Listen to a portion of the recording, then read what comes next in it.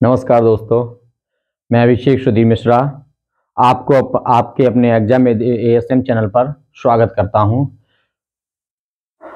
मित्रों, आपके इस एग्जाम एएसएम चैनल पर ही पॉलिटी की क्लास में ले रहा हूं अभी, और यह क्लास बहुत महत्वपूर्ण है। यदि धोखे से भी आपने ये क्लास देख ली, जो कि संघात्मक और एकात्मक, कहने मतलब एकात्मक और संघात्मक पर है कि किस तरीके की सरकार एकात्मक में क्या क्या गुण होते हैं, क्या सरकार एकात्मक होती है, क्या सरकार संघात्मक होती है, यही कॉन्स्टिट्यूशन। यदि पूरी क्लास आपने मेरी ये धोखे से भी देख ली ना, बहुत अच्छे से तो समझ में आ जाएगी भूमिका, एक एक चीज समझ में आएगी। एकात्मक में क्या क्या रूप होते हैं, संघात्मक क्या क्या रूप होते हैं। यहां से क्वेश्चन प्री में भी कॉन्सेप्ट जो क्वेश्चन बनते हैं वो बनेंगे, और कोई भाई मेंस के लिए भी अगर देख लेगा ना ये, तो पूरा एकात्मक और संघात्मक पर मेंस का क्वेश्चन इससे पुटअप हो सकता है। क्लास है आपकी एकात्मक और संघात्मक सरकार। ये हमारी पॉलिटी से संबंधित, भारतीय राज्य व्यवस्था से संबंधित तीसरी क्लास है। पहले क्लास में हमने डिस्कस किया था कॉन्स्टिट्यूशन को ही, दूसरी क्लास में हमने डिस्कस किया लिखित कॉन्स्टिट्यूशन एंड अलिखित कॉन्स्टिट्यूशन, रिटेन और अनरिटेन। आज की इस आपकी क्लास में एकात्मक और संघात्मक सरकार के बारे में चर्चा करेंगे। तो सबसे पहले हम चर्चा करेंगे एकात्मक। देखिए, पर डे हमको कुछ ना कुछ नया करना है, नया सीखना है। कहते हैं ना कि प्रत्येक दिन चलने वाला व्यक्ति एक ना एक दिन अपने लक्ष्य को प्राप्त कर ही लेता है। भाई एग्जाम बिल्कुल पीसीएस प्री का हो गया है, लेकिन सामने आरओ प्री, पीसीएस मेंस भी लगा हुआ है जिन मित्रों को निकल रही हैं। कितने क्वेश्चन सही है आप जरूर बताएं, लिस्ट में नाम आ सक रहा है या नहीं आ सकता है। और जो हमारे भाई बहन वनडे एग्जाम की तैयारी कर रहे हैं ना, कसम से कह रहा हूं ना, अगर आपने इस एग्जाम विद चैनल पर जो मैं पढ़ा रहा हूं ना पढ़ लिया, तो क्वेश्चन 100% फंसने की चांस है पूरा। ठीक है, तो आप बहुत ध्यान से देखें। प्रत्येक दिन अगर लगे रहेंगे अपने लक्ष्य की तरफ, तो एक ना एक दिन लक्ष्य को प्राप्त होगा। एकात्मक सरकार या संविधान क्या होता है? देखिए, एकात्मक का मतलब ये एक ही किसी सरकार या किसी देश में एक ही सरकार होती है, उससे हम एकात्मक सरकार कहते हैं। मतलब एक राज्य एक सरकार। क्या है? एक राज्य बराबर एक सरकार। क्या है? एक राज्य बराबर एक सरकार। ये कॉन्सेप्ट होता है, यहीं से पूरा यहां से मतलब ऑपरेशन हो जाएगा। ठीक है, पूरा ऑपरेशन हो जाएगा। और यदि आपको मेरी ये क्लास पूरी अगर अच्छी लगे, पूरी देखिए, पहले आराम से देखिए, धीरे से, प्यार से, और अगर अच्छी लग रही है ना तो लाइक और शेयर कर देना, और साथ में इस चैनल को सब्सक्राइब कर लेना, जो कि आपको सारी क्लासेस मेरी मिल सके। देखिए, एक राज्य एक सरकार, हम इस पॉलिटी में, राज्य व्यवस्था में या राजनीतिक दर्शन में हम राज्य का मतलब समझते कंट्री। राज्य को संबोधित हम किससे करेंगे? किससे करेंगे? देश से करेंगे। ठीक है, तो एक देश एक सरकार या एक राज्य एक सरकार। इसमें होता क्या है, बहुत अच्छे से देखिए। एकात्मक में इसमें होता है सारी शक्तियां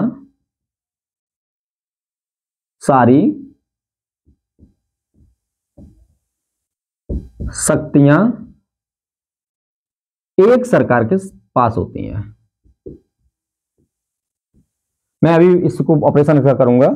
एक सरकार के पास होती हैं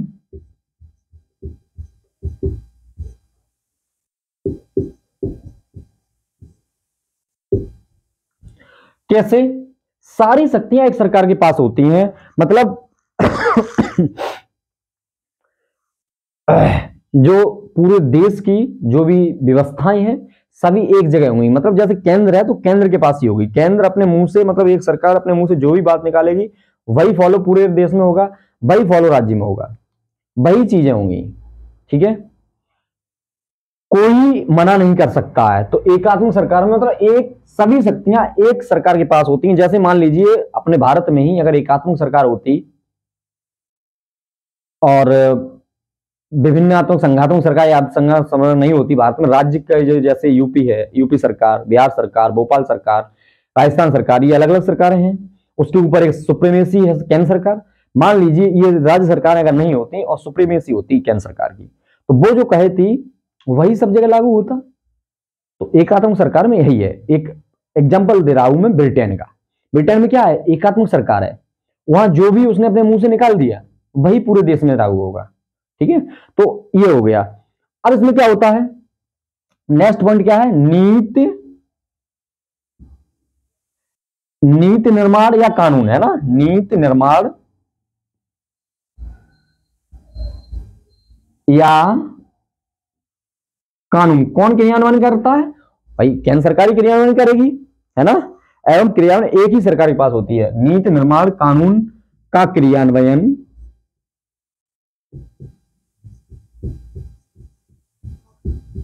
देखिए, अगर आप मेरे साथ पूरी क्लास देख लिए ना तो आप भूल जाओगे ये बोर्ड पे पढ़ा रहे, ये लगे स्लाइड पे पढ़ा रहे हैं ना, मस्ती से देखते रहिए प्यार से। नीति निर्माण कानून का क्रियान्वयन एक ही सरकार के पास होता है, एक ही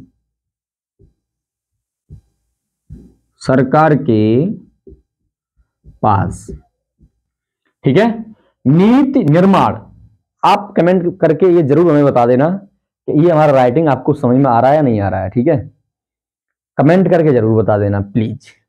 राइटिंग जो मेरा है ये समझ में आ रहा है नहीं आ रहा है। देखिए, नीति निर्माण कानून का क्रियान्वयन एक ही सरकार के पास होता है। समझिए, कोई नीति बनाई उस सरकार ने, कानून बनाया और उसने क्रियान्वयन किया, किसके पास होगा, एक ही सरकार के पास होगा। ठीक है, अलग अलग नहीं होगा।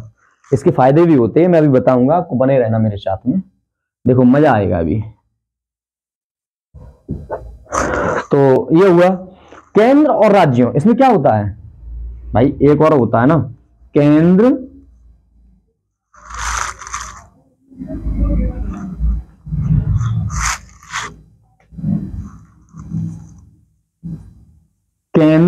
व राज्यों के मध्य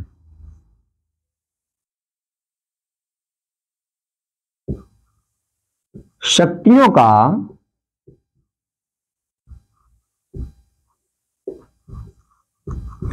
बंटवारा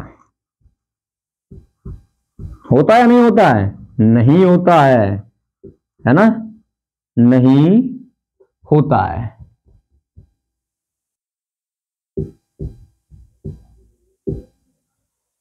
ये 3 पॉइंट आप नोट कर लीजिए। क्या है, सारी शक्तियां तो एक सरकार के पास होती हैं, एकात्मक सरकार का ये विशेष गुण है। नीति निर्माण कानून या क्रियान्वयन एक ही सरकार के पास होता है। केंद्र व राज्यों के मध्य शक्तियों का बंटवारा नहीं होता है। केंद्र व राज्यों के मध्य शक्तियों का बंटवारा क्यों नहीं होता है, जब उसमें राज्य है ही नहीं। मतलब राज्य का मतलब यहाँ क्या है, यहाँ राज्य का मतलब प्रांत से बात करेंगे। ठीक है, जैसे अपने बेसिकली भाषा में कहते हैं, मतलब जनरली, जैसे राज्य उत्तर प्रदेश राज्य, और बिहार भोपाल, हिमाचल प्रदेश भोपाल मतलब एमपी, सॉरी राजस्थान, है ना। तो केंद्र और राज्यों के मध्य शक्तियों का बंटवारा नहीं होता है, किसमें, एकात्मक सरकार में। ठीक है, यहां सारी शक्तियां किसके पास होती हैं, केंद्र के पास होती हैं, एक राज्य के पास होती हैं। आप ध्यान रखिए। अब बात करेंगे विशेषता, उदाहरण की बात चलो पहले कर लेते हैं। कौन कौन से उदाहरण हैं इसके। ब्रिटेन में ऐसा ही सरकार है, फ्रांस में भी यही है, और एक उदाहरण लेते हैं जापान का। अब जापान का क्यों उदाहरण लिए भैया, ब्रिटेन फ्रांस इजराइल वगैरह और उदाहरण ले लेते, मैं बताऊंगा भाई जापान का क्यों लिया। एक पॉइंट इसमें और नोट करिए। क्या नोट करोगे कि संविधान का लिखित होना अनिवार्य नहीं है। एकात्मक सरकार में लिखें,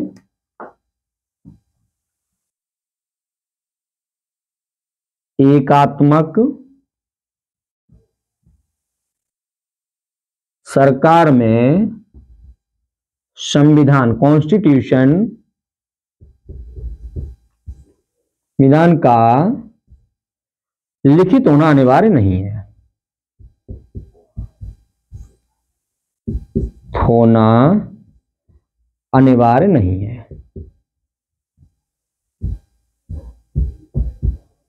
कहने का मतलब यह है मित्रों कि जो यूनियन टेरिटरी गवर्नमेंट है उसमें constitution written is not compulsory. क्या है? यूनियन टेरिटरी जो मतलब यूनिटरी जो गवर्नमेंट होती है उसमें कॉन्स्टिट्यूशन इज नॉट कंपल्सरी, जो रिटन है कंपल्सरी नहीं है। ठीक है, इसमें यूनिटरी गवर्नमेंट में, यूनिटरी कंट्री में, ये क्या है? एकात्मक मतलब यूनिटरी, यूनिटरी गवर्नमेंट या यूनिटरी कॉन्स्टिट्यूशन।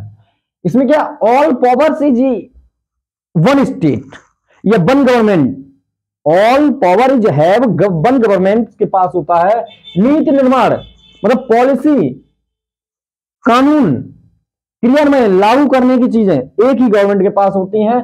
केंद्र, सेंटर एंड स्टेट के मध्य के मीडिएट में कोई भी शक्तियों का बंटवारा नहीं होता है, सिर्फ पूरी शक्तियां उसके पास होती हैं, जो कहेगा वही होगा। ठीक है, आप इस चीज को ध्यान दीजिए। अब बात आती है कि गुण क्या क्या होती है, विशेषता क्या क्या होती है। ये तो डेफिनेशन हो गई एक तरीके की। अब देखते हैं गुण, आप इसका स्क्रीनशॉट ले सकते हैं। देखिए गुण,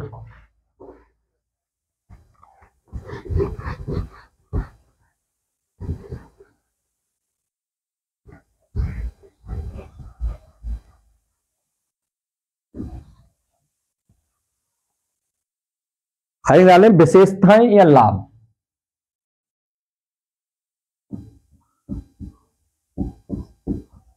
फटाफट लिखें। लाभ डालते हैं किसके? एकात्मक सरकार के। नीतियों का जो निर्णय होता है वो तुरंत होता है, तीव्र होता है। लिख लें कैसे होता है, मैं बताऊंगा।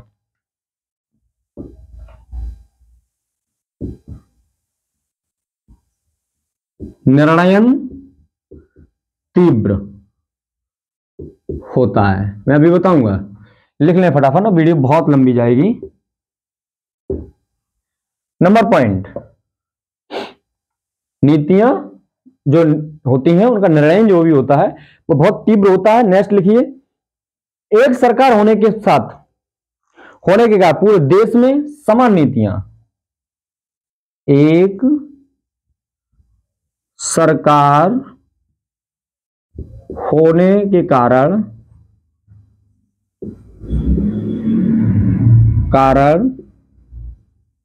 पूरे देश में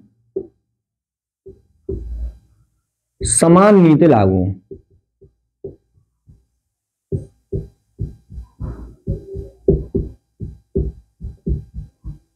ये भी अभी इसका भी ऑपरेशन करना है ना। एक देखो, मान लीजिए ब्रिटेन है, निर्णय तीव्र होता है। हमारी कोई भारतीय कंपनी ब्रिटेन में स्थापित करना चाह रही है, तो उसने क्या किया? ब्रिटेन में स्थापित करना चाह रही भारतीय कंपनी ब्रिटेन में स्थापित करना चाह रही है, तो वह कैसे निर्णय लेगी? ब्रिटेन की सरकार से बात करेंगे हम, और ब्रिटेन की सरकार तुरंत निर्णय लेगी। उसे किसी से पूछना तो नहीं है ना, उसे किसी से पूछना नहीं है, तो निर्णय दे देगी करना है या नहीं करना है, हाँ ना में जवाब होगा तुरंत। एक सरकार होने के कारण पूरे देश में समान नीतियां लागू होंगी। ब्रिटेन का जो प्रधानमंत्री है वो जो भी कह देगा पूरे देश में लागू हो जाएगा। लेकिन क्या भारत का प्रधानमंत्री, भारत के प्रधानमंत्री माननीय मोदी जी एक बात अपनी कहेंगे पूरे देश में लागू होगी? नहीं हो सकती है भाई।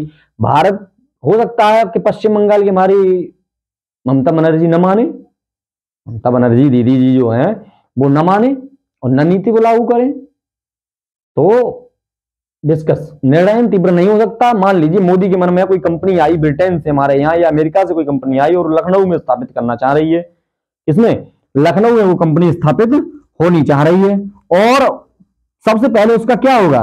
पहले तो वो कंपनी जो अमेरिका की होगी वो सबसे पहले मोदी जी से बात करेगी, और मोदी जी से बात करने का मोदी जी तैयार हो जाएंगे उस कंपनी को स्थापित करने के लिए। फिर उस कंपनी को योगी जी से बात करनी पड़ेगी, जो राज्य के नियम कानून है उसे फॉलो करना पड़ेगा, तब तो निर्णय तीव्र होने की संभावना संघात्मक में नहीं होती, फेडरल में नहीं होती, एकात्मक में निर्णय तीव्र करने की संभावना होती है। नेक्स्ट लिखिए, आपातकाल के लिए बेहतर सरकार होती है।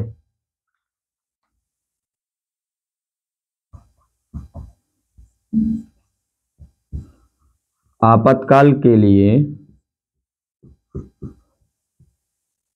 बेहतर ये भैया संघात्मक में दे और उसमें भी देखा जाएगा 72 सरकार। देखिए हमारा भारत का जो संविधान है या भारत की सरकार है वो ना एकात्मक में है न संघात्मक में है, वो दोनों से लिया गया है उसमें कॉन्स्टिट्यूशन में। ठीक है, तो याद रखें हमारे भारत का संविधान न एकात्मक है और ना ही संघात्मक है। हम एक क्लास अतिरिक्त लेंगे, क्या हमारा भारत का संविधान अर्ध संघात्मक में है, उस पर हम क्लास लेंगे, आपकी सारी डाउट खत्म हो जाएगी। और ज्यादा डाउट क्लियर करने के लिए हमारे टेलीग्राम ग्रुप सर जुड़ सकते हैं। तो टेलीग्राम ग्रुप आपका इसी नाम से है, एग्जाम विद एएसएम। क्या है, इसी नाम से। और चैनल को सब्सक्राइब जरूर कर लें, बहुत अच्छे से पॉइंट देता रहूंगा। ठीक है, ये पॉइंट आपको समझ में आए होंगे। यहां पे नेक्स्ट देखते हैं पॉइंट। केंद्र और राज्यों के मध्य विवाद नहीं होता है। जब राज्य है ही नहीं, विवाद कहां से होगा। केंद्र व राज्य के मध्य, देखो कोई ये जरूर कह रहा होगा क्लास बहुत लंबी हो रही है, लेकिन कुछ सीखने के लिए थोड़ा टाइम पेशेंस रखना पड़ता है ना। केंद्र और राज्य के मध्य विवाद नहीं। एक एक पॉइंट डिस्कस कर रहे हैं, थोड़ा टाइम तो भाई लगेगा ही लगेगा। और कुछ सीखने के लिए कुछ देना तो पड़ेगा ही, समय तो दो। इसमें कुछ और तो नहीं आप दे रहे हैं मुझे, सब्सक्राइब कर ले और क्या है ना। एकल नागरिकता इसमें होती है ना, एकल, ये देखो हमने लिया है इससे भी। एकल नागरिकता हमारे भारत के संविधान में है, क्योंकि हमारा भारत संविधान एकात्मक तो नहीं है, याद रखें। हम की भावना ना, बहुत अच्छे से देखते रहे। नेक्स्ट लिखिए पॉइंट, ये 5 पॉइंट हो गए, एक दो और लिख लो।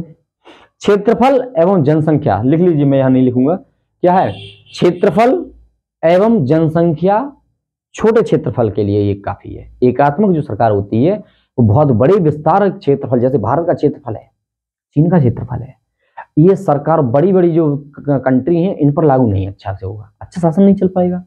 छोटा क्षेत्रफल है, ब्रिटेन है, फ्रांस है, जापान में है, या मान लीजिए या कोई यूक्रेन है, मतलब छोटे छोटे जो कंट्री हैं, है ना, उनमें एकात्मक सरकार काम कर जाएगी, बड़े क्षेत्रफल वाली कंट्री में नहीं कर पाएगी। अब कुछ कमियां भी होती हैं, वो देखें, ये नोट कर लिए होंगे आपने, कमियां देखें, क्योंकि हमारा क्वेश्चन पूरा तभी होता है जब हम बहुत अच्छे से देख के चलें। और ये पॉइंट आते हैं मिलान में आ जाते हैं, है ना, प्री में पूछ लिए जाते हैं भाई, बहुत अच्छे से देखते चलिए, बहुत अच्छे से। आप कुछ नहीं कहने वाला, समीक्षा देख, पीसीएस 2024 वाला एग्जाम अभी जो हुआ है, इसे देख के पता चल रहा होगा कि कुछ पता नहीं आयोग कहां से क्या किस तरीके का पेपर बना दे। तो बहुत अच्छे से, कुछ छूटना नहीं है, जिस जो टॉपिक पढ़ना है कुछ छूटना नहीं है उससे, बहुत अच्छे से देखते रहिए। अब है हानि,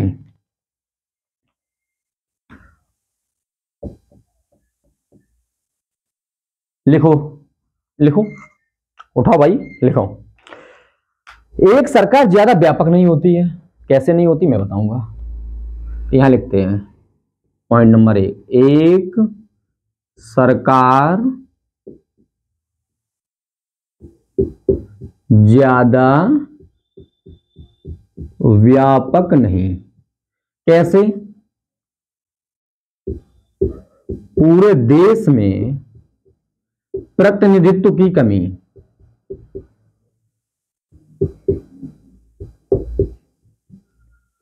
प्रतिनिधित्व की कमी। पूछो हमसे, पूछो कैसे, हम बताएंगे कैसे भाई। मानो अपने इंडिया में एक सरकार हो, मतलब मोदी हो अकेले, तो क्या उत्तर प्रदेश के सोनभद्र डिस्ट्रिक्ट को याद रखेंगे भाई? कभी कभी विचलित हो जाएगा दिमाग। हम कहते चलो उत्तर प्रदेश के सोनभद्र जैसी जगह को याद रखेंगे, क्या नीतियां अच्छे से फॉलो हो जाएंगी भाई? सोनभद्र में जब एक बड़ा सरकार होगा और पूरे बड़ा कंट्री की सरकार होगा, तो क्या पता रह सकती है, किस तरीके से आंकड़े लगा सकते हैं। छोटी छोटी, हमारा देश कैसा है, एक बड़ी सरकार, फिर उसकी विभाजित है सरकार, फिर उसके अंदर नगर निगम है, फिर पंचायत तक जाता है, तो एक छोटा छोटा आंकड़ा मिलता है। संघात्मक सरकार में या अर्ध संघात्मक सरकार में, या दोनों मिक्स हो। एकात्मक सरकार में ऐसा नहीं हो सकता, उसका एक राजा है तो उसमें क्या है, एक सरकार ज्यादा व्यापक नहीं, बड़ी सरकार नहीं हो सकती, उसे इतनी जानकारी नहीं हो सकती, इतने दूर दूर की, वहां नीतियों की कमी रह जाती कभी कभी। भाई मोदी ने कोई नीति बनाई, मान लीजिए अकेले मोदी है पूरे देश पर, और उन्होंने कोई नीति बनाई नोएडा को देख के। उत्तर प्रदेश का ही एक डिस्ट्रिक्ट है गौतम बुद्ध नगर, जो बहुत परिपक्व है अपने आप में। उत्तर प्रदेश का ही एक डिस्ट्रिक्ट है कुशीनगर, देवरिया, बलिया, महुआ, जो कितने निचले में है भाई गौतम बुद्ध नगर को देखा जाए तो उन्होंने तो गौतम बुद्ध नगर को देख के दिल्ली बैठे, तो उन्होंने कहा गौतम बुद्ध नगर ऐसा है तो सारा उत्तर प्रदेश की एक नीति हो जाएगी। नहीं चल पाएगा सिस्टम। तो हर जगह के लिए हमें एक अच्छे से चीजें रखनी पड़ेंगी, है ना। तो ये आता है पूरे देश में प्रतिनिधित्व की कमी होती है इस सरकार में, जो राज्य वगैरह में सरकारें नहीं होती हैं, जहां सीएम नहीं चुने जाते, नगर पार्षद वगैरह वगैरह। बड़े क्षेत्रफल एवं विविधता वाले देश में यह लागू नहीं होता है। बड़े देश में देश व विविधता, जहां ज्यादा विविधता होती है ना, वहां ये काम नहीं करेगी, लागू अच्छे से नहीं होगी। ठीक है, क्या होगा, अच्छे से नहीं होगी, अच्छे से काम नहीं कर पाएगी। फिर लिखें निरंकुशता की संभावना होगी। नेक्स्ट पॉइंट क्या है, निरंकुशता की संभावना होगी। आई जब उसके नीचे आगे पीछे कोई है ही नहीं, उसे कंट्रोल करने वाला कोई है ही नहीं, सुप्रीमेसी कोई है ही नहीं, सुप्रीमेसी केंद्र सरकार के पास है, सुप्रीमेसी एक ही के पास है, तो निरंकुश तो हो ही जाएगा। ठीक है, तो आप ये नोट कर लीजिए, ये रफ करते हैं। अब बात आती है संघात्मक सरकार की।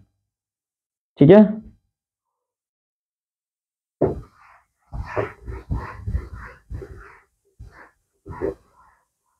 तो हम अगर आप कहें तो संघात्मक सरकार बताओ इसी में ले लें या फिर नेक्स्ट वीडियो में लें। क्यों भाई, चैनल को सब्सक्राइब कर लिया है, थोड़ा सपोर्ट करते रहिए, थोड़ा अच्छा लगता है, मनोबल बढ़ता है अगर आप लाइक कमेंट करते हैं तो, और नेक्स्ट अच्छे अच्छे वीडियो जल्दी जल्दी लेके आए, है ना। तो बताइए, एकात्मक तो आपका हो गया, संघात्मक नेक्स्ट वीडियो में लाएं या इसी में लाएं? चलो इसी में ले लेते हैं ना। हेडिंग डालिए संघात्मक सरकार।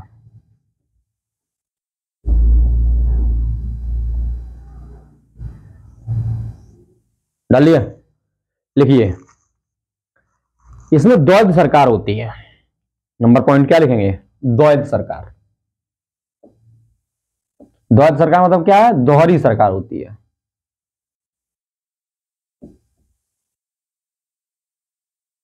मतलब प्रांत और केंद्र की अलग अलग,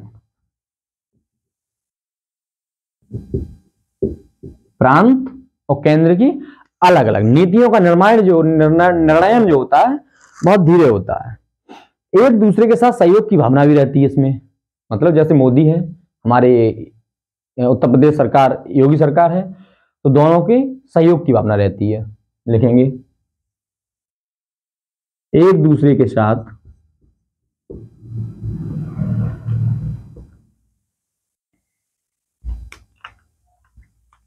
एक दूसरे के साथ सहयोग की भावना।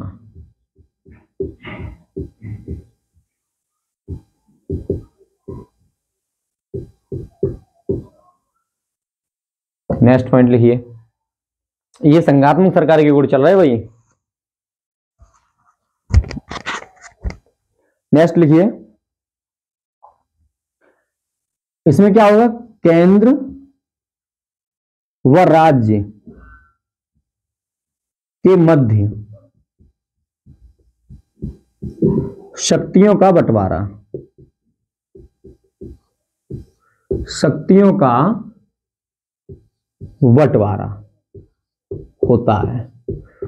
एकात्मक सरकार में शक्तियों का बंटवारा नहीं था, इसमें है। जैसे हमारे केंद्र सरकार, हमारी इंडिया को ध्यान में लेके चलिए, और राज्य सरकार सीएम योगी या नीतीश बाबू जी की सरकार या एमपी राजस्थान, इसमें क्या होता है, शक्तियों का बंटवारा होता है।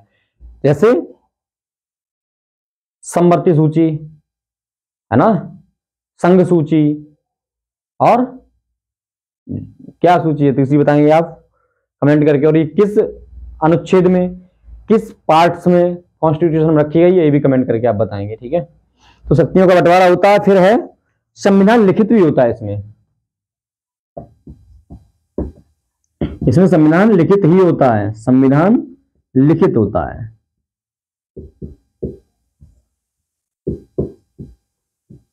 और कठोर भी होता है ना, कठोर भी कह सकते हैं। नेक्स्ट पॉइंट लिखिए, संविधान लिखित होता है, कठोर भी होता है, संविधान सर्वोच्च होता है। ऐसे देशों में, संघात्मक सरकारों में संविधान कैसा होता है? सर्वोच्च होता है। लिखें, संविधान ही सर्वोच्च है।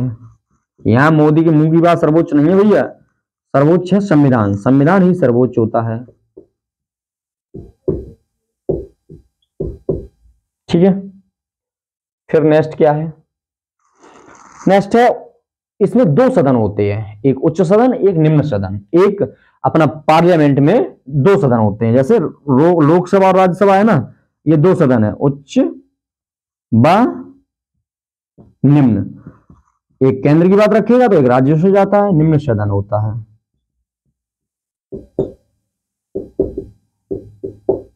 दो सदन होते हैं, ठीक है। एक पॉइंट और लिख लीजिए, कोई संघात्मक सरकार का एक आध पॉइंट और लिख लो, क्या है? लिख लो, क्या दिक्कत है इसमें? बड़े क्षेत्रों, बड़े क्षेत्रफल वाले देश, बड़े क्षेत्रफल व विविधता वाले देशों के लिए, लिखो, बड़े क्षेत्र व विविधता वाले देशों के लिए महत्वपूर्ण होता है। ये दोहरी नागरिकता होती है, महत्वपूर्ण होता है। तो अब इसके बाद हम इसी में देखेंगे विशेषताएं इसकी। संघात्मक को समझा है ना अच्छे से, कुछ जल्दी में तो नहीं समझ लिया है। केंद्र और राज्य के मध्य शक्तियों का बंटवारा होता है, यह संघात्मक का गुण है। द्वैध सरकार होती है, एक दूसरे के साथ सहयोग की भावना होती है। अपने इंडिया को लेकर चलिए ये चीज, संविधान लिखित होता है, इंडिया में है ऐसा, संविधान ही सर्वोच्च होता है, बिल्कुल सही बात है। उच्च व निम्न दो सदन होते हैं इसमें, बड़े क्षेत्रफल की विविधताओं के लिए अनिवार्य है, यहां होना भी चाहिए ऐसा। अब हम चलते हैं विशेषताओं पर।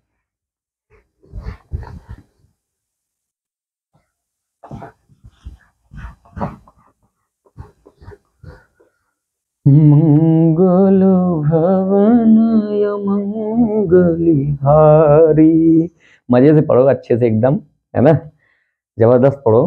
और कमेंट करके बताना, नेक्स्ट वीडियो फिर जल्दी लेके आएंगे, आपके साथ जुड़े रहेंगे, है। देखते हैं, चलिए विशेषताएं।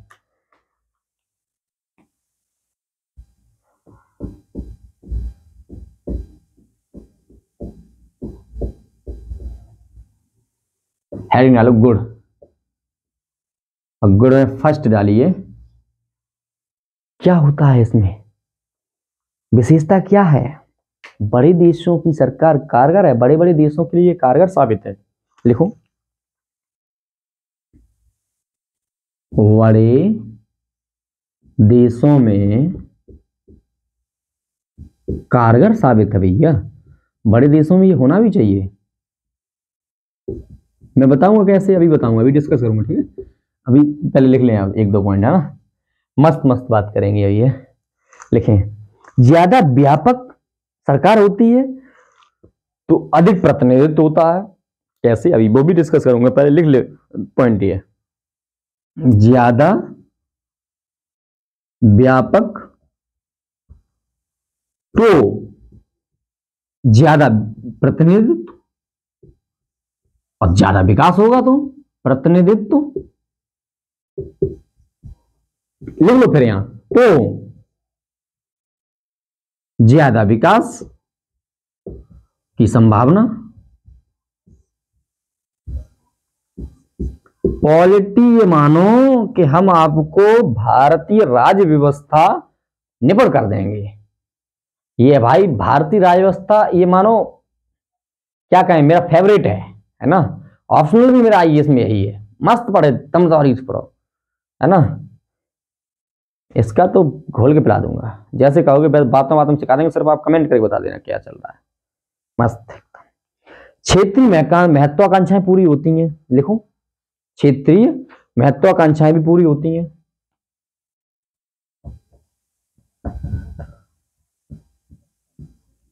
महत्वाकांक्षा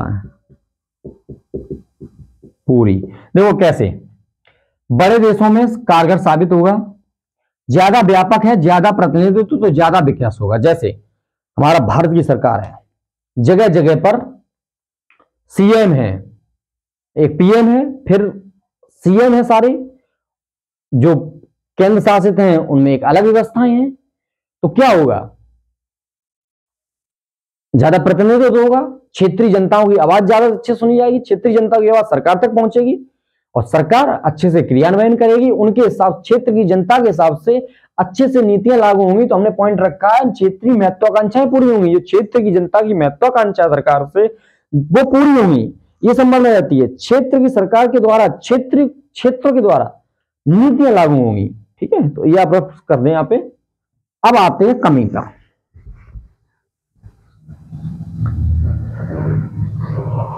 डटे रहिए 2 मिनट और मजा आएगा। अभी कमी हेडिंग डाल दो, कमियां या हानियां। कमियां भैया, कमियां भी थोड़ी हैं भाई, कहते हैं ना इसमें अच्छाई होगी बुराई तो होगी होगी, अच्छाई नहीं होगी तो बुराई कहां से होगी, बुराई नहीं होगी तो अच्छाई कहां से होगी, दोनों एक दूसरे के परस्पर चलता रहता। एक जवाब हमें देना, वो मैं लास्ट में आपसे एक आंसर करूंगा, उसका एक जरूर जवाब देना। लेकिन निर्णयन विलंब होता है इसमें। क्या होता है, निर्णयन विलंब होता है। निर्णयन विलंब इसलिए होता है कि विलंब होता है, क्यों होता है देर में, पहले भैया केंद्र सरकार कोई निर्णय लेगी, फिर राज्य सरकार लेगी, तो देर में होता है। ठीक है, दोनों सरकारें अपना अपना निर्णय लेती हैं भैया, तो देर में हो जाता है, क्योंकि 2 सरकारें यहाँ है, द्वैध सरकार, आप याद रखिए। लेकिन दोहरी नागरिकता, एकता की भावना में कमी, ऐसा जरूरी नहीं है, हमारी भारत में तो नहीं है ना, लेकिन संघात्मक में होगा। हमने क्या कहा, भारत न एकात्मक है न संघात्मक है, भारत ने दोनों की चीजें अच्छी अच्छी ली हैं और एकदम हट गया पीछे। संघात्मक से कुछ चीज ली, कुछ लिया कहां से, एकात्मक से, और पीछे अपना एक नया संविधान निर्मित कर दिया, ना हम एकात्मक ना संघात्मक, वो अपना एकदम तटस्थ है। तो लिखे यहाँ पे भाई, चौड़ी छाती करके लिखो आराम से। क्या लिखोगे, दिमाग में गड़बड़ हो गया। देखो दोहरी नागरिकता है ना, दोहरी नागरिकता, जैसे अमेरिका में है ना, अमेरिका का लिखित संविधान भी है, दोहरी नागरिकता भी है।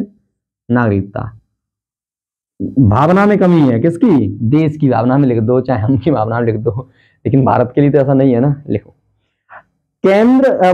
आपातकाल में समस्याओं से निपटने में भी थोड़ा समस्या आती है ना, लिखो। आपातकाल के समय, आपातकाल में समस्या निपटाने में दिक्कत, समस्या निपटाने में दिक्कत, ऐसे 2-4 पॉइंट लिख दो, मेंस का पूरा आंसर हो जा रहा है। न्यायपालिका, न्यायपालिका क्या काम करती है बताइए, तो न्यायपालिका ज्यादा शक्तिशाली हो जाती है इसमें, इसमें न्यायपालिका सर्वोच्च होती है। चलो अच्छे से ही लिख देते हैं ना, लेकिन यार सब्सक्राइब कर देना है क्या ना, मजा आ जाएगा, दिल अच्छा हो जाता है। क्या बताएं, कुछ तो लालच होता है ना हर व्यक्ति में, हमें कुछ पैसा ऐसा का लालच नहीं, तो यही है थोड़ा चैनल की तो ये इस पता है, देखो सुनो, ये इसलिए थोड़ा लालच है कि जैसे ही आपका ये एग्जाम विदेशम परिवार है ना बड़ा होगा ना, तो ये भिन्न भिन्न लोगों के पास पहुंचेगा, और इतना अच्छा टॉपिक, इतना अच्छा मास्टर, मतलब आपका भाई भिन्न भिन्न लोगों के पास जाएगा, तो थोड़ा लोगों को ज्यादा मतलब चीजें अच्छे से मिलेंगी, भला हो जाएगा मेरे भाई बहनों का, है ना। तो जाना चाहिए, इसलिए अपने शेयर भी कर दिया करो अपनी नजदीकी। न्यायपालिका की सर्वोच्चता, बहुत सी चीजें हैं इसमें, बहुत सी चीजें हम नहीं भी बता सकते। बुक रीडिंग करिए थोड़ा, है ना, बुक रीडिंग करिए पॉलिटी के लिए, ये रखिए। और बुक में बता रहा हूं कौन सी रीडिंग करेंगे, ये होगी कमियां, ठीक है। अब देखते हैं, अब ये हो गया तुम्हारा एकात्मक और संघात्मक पूरा। अब इससे हटके बात करते हैं अपना, अपने अपनी बातें करते हैं, हाँ? कौन सी बातें हैं भाई बताइए। तो आपका जवाब ये है, बात ये है यार, ये तो छप गया साला। बात ये है कि पॉलिटी के लिए या राज व्यवस्था के लिए क्या पढ़ना क्या है। एक तो मेरा ये लेक्चर देखते रहिए आप, ठीक है। इसके अलावा क्या पढ़ना है, एनसीईआरटी को फॉलो कर लीजिए आप। अगर आप कोई पीसीएस या आईएएस या आरओ दे रही है तो एनसीईआरटी को फॉलो कर लीजिए। मैं और बताऊंगा एनसीईआरटी किस किस क्लास की चाहिए। एनसीईआरटी आप फॉलो कर लेना 10th 11th और 12th, ये एनसीईआरटी पढ़ लेना है। इसके साथ साथ मेरी क्लास देखते रहिए और एनसीईआरटी घोल के पी लो, अच्छे से पढ़ लो।